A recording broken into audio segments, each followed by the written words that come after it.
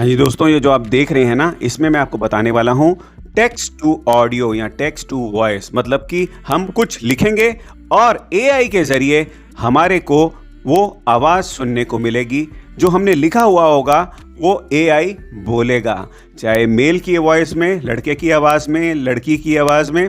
बहुत आसानी से आप अपने वीडियो में कोई भी आवाज़ का यूज़ करके कोई फ़ोटो लगा दीजिए, कोई वीडियो लगा दीजिए और कुछ लिख दीजिए और यहाँ से वॉइस लेके अपने वीडियो में डाल दीजिए और अपने चैनल को आगे बढ़ाए। बट ये करेंगे कैसे दोस्तों? उसके लिए आपको वीडियो पूरा देखना पड़ेगा।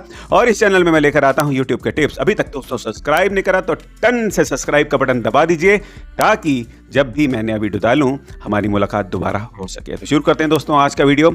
और टॉपिक इसका ये है कि text to voice, text to audio, मतलब जो लिखेंगे वो हमको सुनाई देगा। ठीक है, टेक्स्ट टू ऑडियो या टेक्स्ट टू वॉइस, आप कुछ भी बोल सकते हैं। हमने जो भी लिखा वही हमारे को सुनने को मिलेगा। इसके लिए आपको कहां पे जाना है? एक मिनट।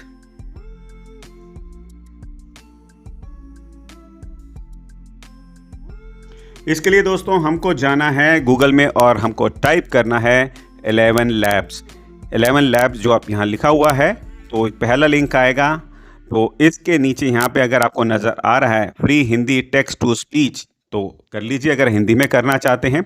या ऊपर वाले लिंक में भी करेंगे तो आप पहुँच जाएंगे वहाँ पे। तो फिर आप कुछ ऐसा देखेंगे कि भाई लिखा होगा हमारा हिंदी और साथ ही साथ वहाँ पे कुछ लिखा भी होगा। नीचे नाम लिखा होगा जैसे एडम या कुछ भी, और उसके नीचे प्ले बटन होगा।